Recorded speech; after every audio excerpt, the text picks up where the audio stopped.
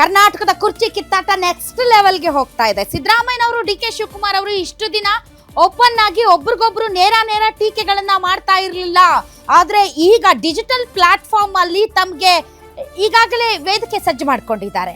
ಇಬ್ರು talk fight ಶುರು ಮಾಡಿದ್ದಾರೆ. ಅದು ಒಂದ್ ರೀತಿ ವರ್ಲ್ಡ್ ವಾರ್ ಅಂತಂದ್ರೆ ಆ ವರ್ಲ್ಡ್ ವಾರ್ ಅಲ್ಲ, ವರ್ಲ್ಡ್ ಪದಗಳ ಯುದ್ಧ, ಮಾತಿನ ಯುದ್ಧ ಶುರು ಮಾಡಿದ್ದಾರೆ ಡಿ ಕೆ ಶಿವಕುಮಾರ್ ಮತ್ತು ಸಿದ್ದರಾಮಯ್ಯನವರು. ಇಷ್ಟ ದಿನ ಒಬ್ರಿಗೊಬ್ರು ಟೀಕೆ ಮಾಡ್ಕೊಳ್ತಾ ಇರ್ಲಿಲ್ಲ. ನೀನ್ ಸಿಎಂ ಆಗ್ಬೇಕಾ, ನಾನ್ ಸಿಎಂ ಆಗ್ಬೇಕಾ ಅನ್ನೋದ್ರ ಬಗ್ಗೆ ಮಾತಾಡ್ತಾನೆ ಇರ್ಲಿಲ್ಲ. ಹಾಗೆ ನೋಡಿದ್ರೆ ಅವ್ರ ಬೆಂಬಲಿಗರು ಮತ್ತು ಅವರು ಮುಖ್ಯಮಂತ್ರಿ ಆಗ್ಬೇಕು ಅಂತ ಬಯಸುವವರು, ಮುಖ್ಯಮಂತ್ರಿಯಾಗಿ ಮುಂದುವರಿಬೇಕು ಅಂತ ಅನ್ಸುವವರು ಅವ್ರು ಮಾತಾಡ್ತಾ ಇದ್ರು. ಆದ್ರೆ ಎಲ್ಲೂ ಕೂಡ ಡಿ ಕೆ ಶಿವಕುಮಾರ್, ಸಿದ್ದರಾಮಯ್ಯನವರು ಒಬ್ರಿಗೊಬ್ರು ಟಾಂಗ್ ಕೊಟ್ಕೊಳ್ಳೋ ರೀತಿಯಲ್ಲಿ ಮಾತಾಡಿರ್ಲಿಲ್ಲ. ಆದ್ರೆ ಇವತ್ತು ಮಾತಾಡಿದ್ದಾರೆ.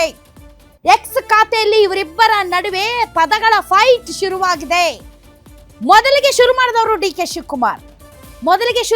D K Shivakumar. World power is world power. ಮಾತು ಕೊಟ್ಟರೆ ತಪ್ಪಬಾರದು.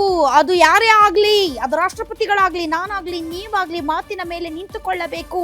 ಅದು ಒಂದು ಪ್ರಪಂಚದ ಅತಿದೊಡ್ಡ ಶಕ್ತಿ ಅಂತ ಡಿ ಕೆ ಶಿವಕುಮಾರ್ ಅವರು ಹಾಕಿದಂತಹ ಪೋಸ್ಟ್ಗೆ ರಿಯಾಕ್ಟ್ ಮಾಡಿದ್ದಾರೆ. ಸಿದ್ದರಾಮಯ್ಯನವರು ರಿಯಾಕ್ಟ್ ಮಾಡಿದ್ದಾರೆ. ಕೊಟ್ಟ ಮಾತು ಜನರ ಜೀವನವನ್ನ ಸುಧಾರಿಸುವಂತಿರಬೇಕು, ಇಲ್ಲದಿದ್ದರೆ ಆ ಮಾತಿಗೆ ಬೆಲೆ ಇಲ್ಲ.